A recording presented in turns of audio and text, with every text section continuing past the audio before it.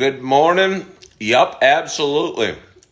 Good morning, Mark 1, James Johnson, Jay, Girl, Tracy, Marianne Jacobs, Mama. How's Doug doing, Marianne Jacobs? Hopefully you got him home and you're loving on him. Mama Hamilton, Coffee, Tanya, Denny.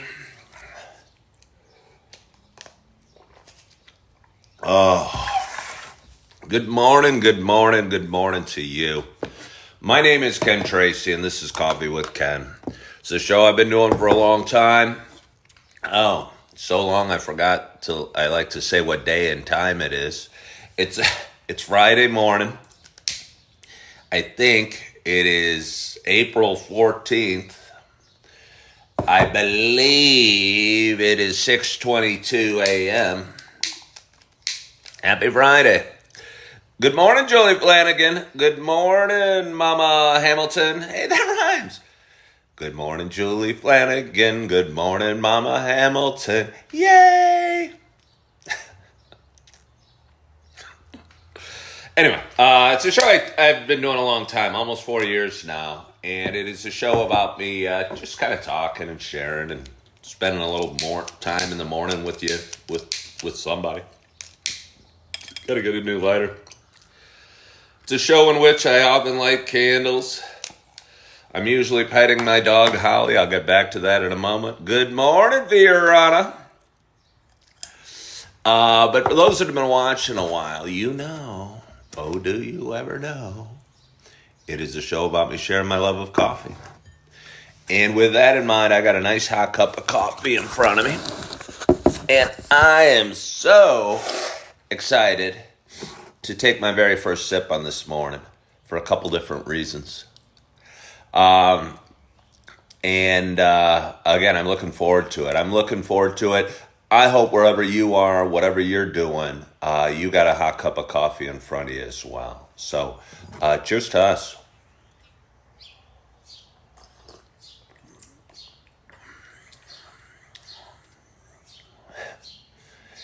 It's the Mocha Coconut by Starbucks. Hold on, let me go get the bag.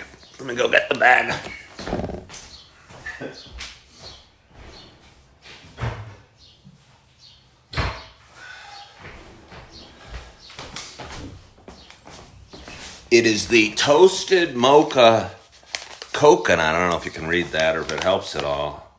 Toasted Coconut Mocha. Let me have another sip. I have one complaint, and it's not about the coffee. It's about myself. I've got to blame myself on this one, but hold on. Let me take another sip. Let me see if I can get a little more full taste. It's hot. And I don't know. I think the mind is a powerful thing. When I was making my coffee this morning and pouring the grounds, and I stopped kind of early. I have a tendency to be overly frugal. Some might call it cheap. I prefer to call it overly frugal. And I looked and go, that's probably enough. And in hindsight being 2020 as it is, I wish I would have given it a little more generous pour so I could get the tastes of the coconut and the mocha a little more boldly. Right now, it's kind of a watered down. And I must admit, when I was pouring it in, it didn't look quite as dark as I was hoping for. But it's still a nice hot cup of coffee with subtle hints of coconut. So, cheers to us. Oh, I'm having a quiet morning. I had a great night's sleep. I hear the birds chirping. I'm getting started a little later. I'll tell you why. Almost didn't go live. Well, that's kind of a constant. I almost don't go live every morning because I go, hey, do I want to, or should I just sit here quietly? And then I end up going live. I don't know why. Because I have a hard time sitting here quietly, probably. And I can only talk for a little bit because it's now 6:26 and I got to get to work. I might have to make a little more generous. Yes, Anna, I'm definitely going to have to make it more generous. Maybe I'll have to do it again tomorrow and pour like half the bag in the coffee maker. It'll take about an hour and a half for my coffee to steep or the water to get through all the grounds. I'll be sitting there staring at it as one dark drip of tar at a time comes through. Very coconutty, very mocha-y, very toasted. Drips through into my cup with a thud.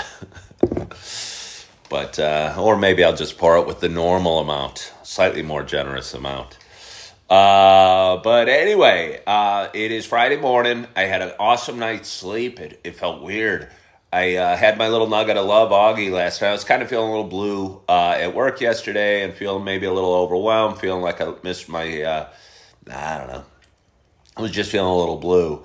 And my ex-wife actually showed up at work with my son, Augie, which was a real nice surprise. And it was right before I went on break. And I got to hold my little nugget of love. For those that are just tuning in for the first time, I got a just about 2-year-old boy that's kind of the love of my life right now. And he's a little angel, and he's sweet, and he gives great hugs. And I don't know, he loves his dad, and his dad loves him. So we hung out for a little while during my break and cuddled with him and talked to my ex-wife for a little bit. And just kind of was the highlight of my day. I pick him up on Thursdays and went and got him at his mama's and spent the time with him. But I also brought my dog Holly because I have a couple stepkids over there that really love and miss their dog Holly. And you know, I've had her at my house for about a year, and they see her now and again. But I brought Holly with me when I went over there, and her youngest son really loves Holly and really loves giving her lots of attention and taking her on walks, and they kind of are two buddies together, and they had a really nice time. And when I was dropping Augie back off there, good morning, Scott Concrete. They all kind of wanted Holly to have a sleepover. So Holly ended up having a sleepover at my ex-wife's, and she sent me a picture of my youngest stepson, and I think he set up a little campsite on the floor, and Holly was on his sleeping bag, and he was there, and he looked all happy because he had had Holly back. So when I got back here, it was amazingly quiet. And honestly, less stressful as well, because, I don't know. Holly, I think, suffers a little bit with, I think she misses interaction and requires a lot of interaction. When it's just me, all the weight of all that interaction is sometimes heavy, especially now that I'm working. And I think she's probably having I know she missed me and was looking out the window, and I felt like I was ditching her there, but she's in a home that loves her. So I'm sure she's having a good time, and probably William's having fun this morning, playing with her. So anyway, she wasn't there when I got home. And what did I do to celebrate a quiet home and an empty home? I cleaned. It was like 8 o'clock at night, and I cleaned, swept all the floors, and then that wasn't enough. Because I live in a tiny little house in Naperville, Illinois. And when you have a dog and it's springtime and they keep coming in and they don't have the decency to put on slippers. I mean, my dog doesn't have the decency to put on slippers.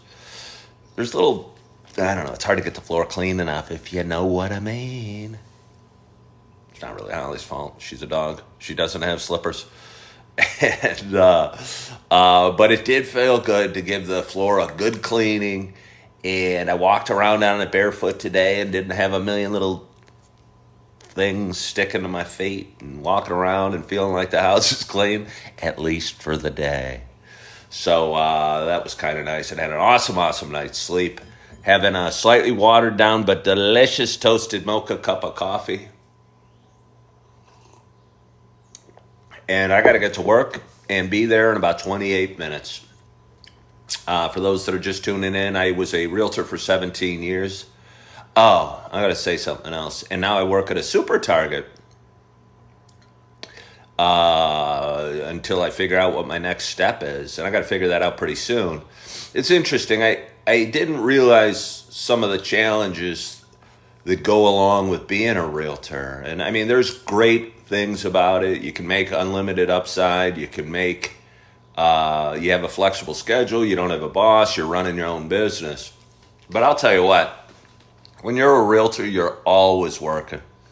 You're always working. Some people think you're never working, but you're also always working, because the one thing you got to work hardest at is generating more business, because I think there's honestly way too many realtors out there, and more realtors than home sales. And, you know, it doesn't add up for long. So you got to be out there spreading the word and marketing and doing everything you can. I was saying goodbye to a friend of mine at Target when I was checking out last night, and she said, "Oh, so you love real estate?" And I said, explain it, wanted it to be brief, and say, "Yeah, I just didn't really like it. I decided after 17 years to leave." And she goes, "Oh, well, I heard all realtors are really making a ton of money right now." And I go, "Huh, you know, I don't want to talk too much about that." But it's funny, because I don't know if there's another profession that somebody would have responded with, "Oh, I hear your profession is making a ton of money right now." And I'm not blaming her. I'm not blaming her. But for some reason, the all of society wants to talk real estate so much. And everyone wants to be a realtor. And everyone watches HGTV. And everyone wants to know how the market is and how you're doing and how you're liking it. And is so fascinated by it. And when I would go to a party, I'd have to have the same conversation 10 times a night. "Oh, how's the real estate market?" You know, "Oh, it's whatever it is," you know. And it was just so tiring. It was just so tiring. It was just so tiring. I'm a human. I'm a man. I'm a person. I'm not a walking billboard with a fake smile that wants to talk real estate all the time. And it's just so weird. And I was realizing when she goes, "Oh, I heard realtors are making a ton of money now." I don't know. There's another profession somebody would say that about. You know? Well, who else? You know, who else would you say that about? Even if I said I was a car salesman. I don't think people are so fascinated with realtors. I don't think I could have told her I was the president of the United States if she would have been as interested as if I told her I was a realtor. Boy, you have to have the same conversation. Let me bitch for a minute. You got to have how's the market? Oh, it's swell. Oh, I wanted to be a realtor. Oh, when I sold my house. Oh, my last realtor sucked. Oh, my last realtor was great. Oh, when I got the home inspection, I was screwed. I had the same conversation with so many people everywhere I went. And I think it's part of what you got to do is maybe to be a realtor, talk real estate all the time. And again, I bring it back on this. I went to church with some friends the couple of years ago on Christmas, and a woman was talking about moving in the pew in front of us, and my buddy's son heard and was trying to be cool and goes, "Hey, if you need a great realtor, my friend Ken here is a great realtor." And it was I appreciated it, kind of. But I'm sitting there, and it's church, and it's Christmas, and I'm with my daughters, trying to enjoy the service. I didn't want to talk real estate at Christmas at church and with my daughters. Yeah. There's just so many facets to me as a human, and people kind of look at you and define you as you're a realtor. And I think that's the way a lot of realtors define themselves. We wear our name badge. Oh, by the way, for anybody wondering what this gross stain is on my shirt, I was holding my little beautiful daughter Eve last night at her mom's house, and she spat up on me. She actually spat up on me twice. I kind of rubbed this off, but then right before I left the house, she spat up on me and never got to cleaning this one up. So that's what it is. But anyway, it is 6:36 right now. I got to get to work in 24 minutes. I still need to shower. I still need to chug down some coffee. I still need to, drive over to work. And I still need to get started with my day. And I'm looking forward to my day. And I hope you're looking forward to your day. I hope you had an awesome, awesome night's sleep. I hope you're feeling good. You're living in the moment. You're appreciating the birds chirping and the sun rising. And you're feeling good. So Anyway, have a wonderful, wonderful Friday. I appreciate you so much for watching. I'm used to walking my dog. I hope you're loving yourself. I hope you're forgiving yourself. And as always, I hope to talk to you soon. Bye bye.